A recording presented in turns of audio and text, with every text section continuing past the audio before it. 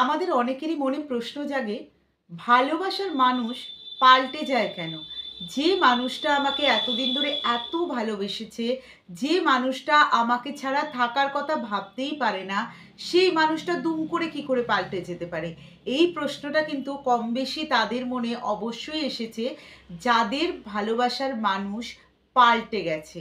তাই আজকের ভিডিওতে বেশি না, ৩টে পয়েন্ট আমি শেয়ার করব তোমাদের সাথে, যেটাতে তোমরা কনফার্ম হয়ে যাবে ভালোবাসার মানুষ কেন পাল্টে যায়।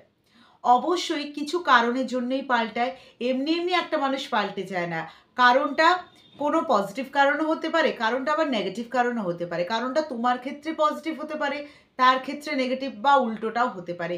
যাই হোক, বেশি না, ৩টে পয়েন্ট আমি শেয়ার করব। এই ৩টে পয়েন্ট কিন্তু খুব ভালো করে শুনবে এবং এই ৩টে পয়েন্টের মধ্যেই কিন্তু তোমাদের প্রশ্নের উত্তর লুকিয়ে আছে। তাই চ্যানেলে যারা নতুন আছো ঝটপট চ্যানেল সাবস্ক্রাইব করো। অনেক দিন পর ভিডিও আসছে, তো প্লিজ ভিডিওগুলো দেখো, পুরোটা দেখো। এই চ্যানেলে নানান ধরনের রিলেশনশিপ রিগার্ডিং এবং লাভ রিগার্ডিং প্রবলেমের সলিউশন দেওয়া হয়।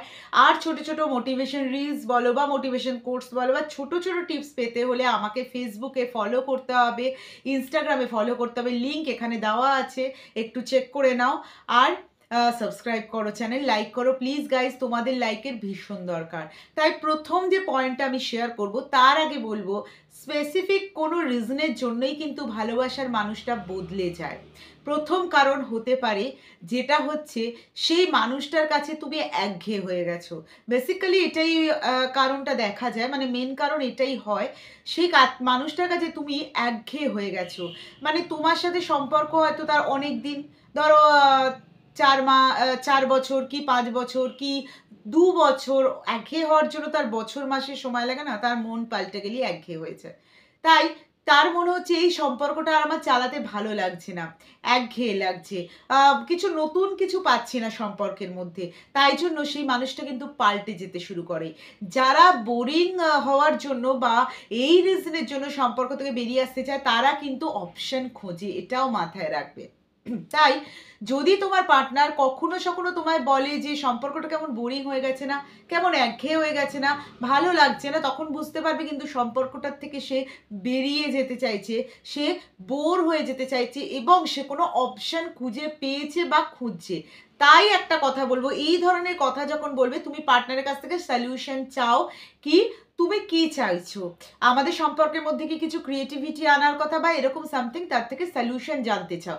সে যদি সলিউশন দেয় তো ঠিক আছে, যদি না দেয়, যদি একই কথা বারবার করে ঘুরিয়ে যায়, তাহলে কিন্তু বুঝে নিও সেই মানুষটা অপশন পেয়েছে, সে কিন্তু তোমার সাথে আর থাকতে চাইছে না। এটা গেল প্রথম পয়েন্ট। দ্বিতীয় পয়েন্ট হচ্ছে, তার লাইফে তুমি থাকার পরে, মানে তুমি থাকার কারণে তার লাইফে কোনো প্রবলেম আসছে। ফ্যামিলি প্রবলেম হতে পারে বা ক্যারিয়ার রিলেটেড প্রবলেম হতে পারে বা তার কোনো ফ্রেন্ডশিপ রিগার্ডিং প্রবলেম বা যে কোনো কোনো প্রবলেম আসছে তার লাইফে, সেই জন্য সে সম্পর্কটা ঠিকঠাক ফ্লোতে কন্টিনিউ করতে পারছে না। সেই জন্য সে সম্পর্কটা থেকে বেরিয়ে ঠিক এরা যেতে চায় না। সেকেন্ড পয়েন্টটাতে এরা বেরিয়ে যেতে চায় না, এরা থাকবে, কিন্তু এরা নিজেদের মতন করে থাকবে। তার সুযোগ সুবিধা মতন তোমায় কল করবে, তার সুযোগ সুবিধা মতন তোমায় মেসেজ করবে, তার সুযোগ সুবিধা মতন সম্পর্কে ব্রেক নেবে, আবার তার সুযোগ সুবিধা মতোই সে সম্পর্কে অ্যাভেলেবেল হবে। তাই এই ধরনের জিনিসগুলো কখন ঘটতে থাকে না, যখন তোমার মানুষটা তোমাকে বলবে যে আমার ফ্যামিলিতে এই প্রবলেম হচ্ছে বা আমার কেরিয়ারে এই প্রবলেম হচ্ছে বা আমরা একটু কম দেখা করব, আমরা এইটা করব না, ওইটা করব না, তখন বুঝে নিও তোমার সাথে সম্পর্কের কারণে তার ফ্যামিলিতে কোনো প্রবলেম আসছে বা তার লাইফে কোনো প্রবলেম আসছে বলে সে কিন্তু এই ধরনের কথাগুলো বলছে। এই মানুষগুলো তোমার থেকে সরে যেতে চাইবে না, এই ধরনের মানুষ সরে যেতে চায় না। এই ধরনের মানুষ কি করবে, এই ধরনের মানুষ তোমার সাথে থেকে তার সুবিধা অনুযায়ী তোমার সাথে মিশবে।